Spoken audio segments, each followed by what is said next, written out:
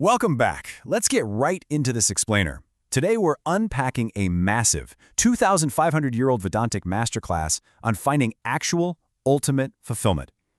We spend so much of our waking lives desperately searching for that one thing that's going to finally make us content.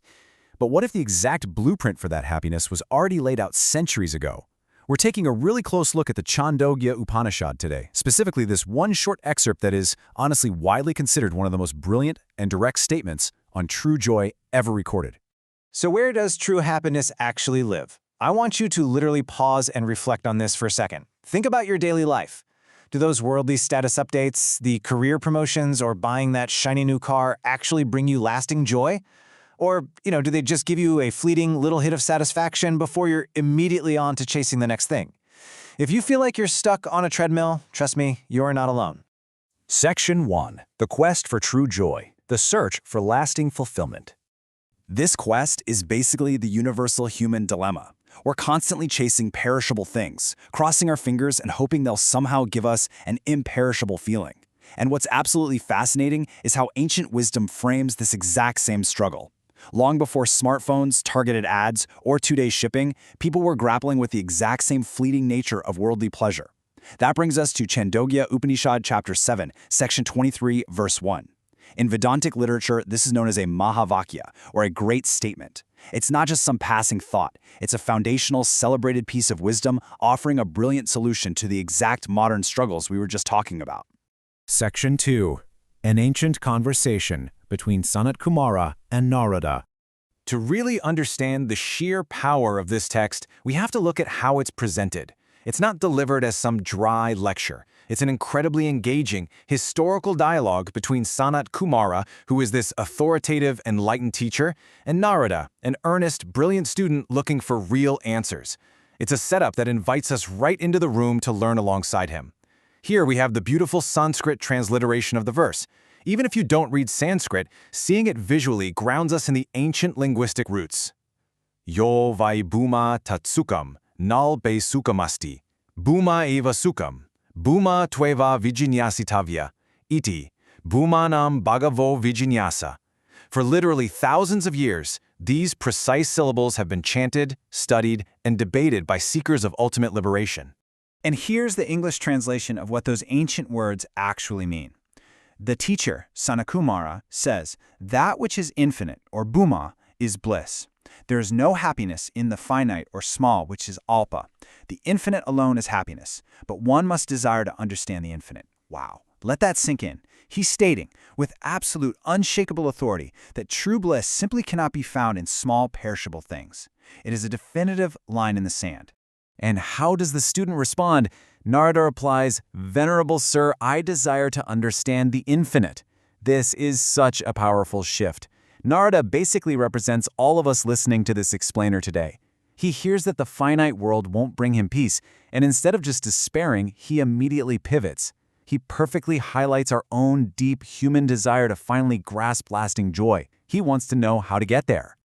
So the absolutely crucial point here is building our mental dictionary first so we can clearly grasp the mechanics of what the teacher is saying. Let's start with this core concept, bhuma. Bhuma translates to the infinite. It refers to the limitless, unbounded reality. In Vedantic terms, we're talking about the Brahman, or the self. It's the absolute, ultimate reality that has zero borders, no beginning, and no endpoints. Next, we've got to define the exact opposite end of the spectrum, alpa. Alpa is the finite. It refers to the transient, limited, worldly objects and experiences that make up our day-to-day lives. Your car, your job title, your bank account, that amazing vacation you took last year, yep, all of it falls under alpa. They are the perishable, limited things we interact with daily and so often mistake for the actual source of our happiness. And finally, our third core definition for this explainer, sukham. This means bliss or true happiness. But the source material is very specific here. Sukham is a lasting, unshakable joy. It doesn't fade. And where does it live? Well, it's inherent only in the infinite nature of the self. The Upanishad is making it crystal clear that true sukham resides entirely outside of those perishable things we just defined as alpa. Section 3. The finite, alpa, the limits of worldly things. If we genuinely want to find true happiness, we have to honestly examine why the things we usually pursue consistently fail to provide it over the long haul. Let's unpack the limitations of alpina. Transient experiences, limited worldly possessions, bound by time, bound by space, bound by causation. Think about it for a second. That new smartphone you just bought, it's bound by time. It's going to be functionally obsolete in, 3 years? That worldly status or promotion, completely bound by causation and the constantly shifting opinions of others. It's almost humorous how we expect permanent, unshakable joy from things that can literally be scratched, broken, or forgotten by next Tuesday. The Upanishad asserts these can only ever yield temporary satisfaction. And this brilliantly illustrates the direct contrast at the heart of the source material. On one side, you have alpa, the finite world, transient objects strictly bound by time. On the exact opposite side, you have puma, the infinite, the limitless, unbounded reality of the self. And here's the kicker. You cannot cross that bridge by simply accumulating more alpa. 1,000,000 finite, perishable things will never ever organically add up to become the infinite. Section 4. The infinite, Bhuma, the unbounded reality. So, if the finite world of alpa is totally out of the picture for lasting happiness, what does it actually mean to experience the infinite? The text describes the state of Bhuma as the place where one sees, hears, and knows nothing else as separate. This is a staggeringly profound concept. Think about your normal daily life. You are you, and the world is everything else, right? That is separation. But in the state of Bhuma, that boundary entirely dissolves. There is no other to fear, no other to covet, no other to lose. Everything is experienced as the boundless self. That's precisely why it is pure bliss. The very mechanics of suffering, lacking, and wanting have been totally removed. Section 5. Desiring the infinite, the path to true joy. This synthesizes our entire explanator today into one perfect equation. True, unshakable joy is only found by actively turning our attention away from the perishable and toward the infinite. It doesn't happen by accident, and it for sure doesn't happen by default. If you consider the nature of alpa, it's bound by time and space, meaning the result is temporary satisfaction. Now consider bhuma. Its nature is limitless reality. The result? Sukham, or true bliss. It's a remarkably simple, elegant equation. What you focus your life on entirely determines the ceiling of your happiness. But there is a catch, and it's Senakumar's crucial final instruction to his student. One must desire to understand the infinite.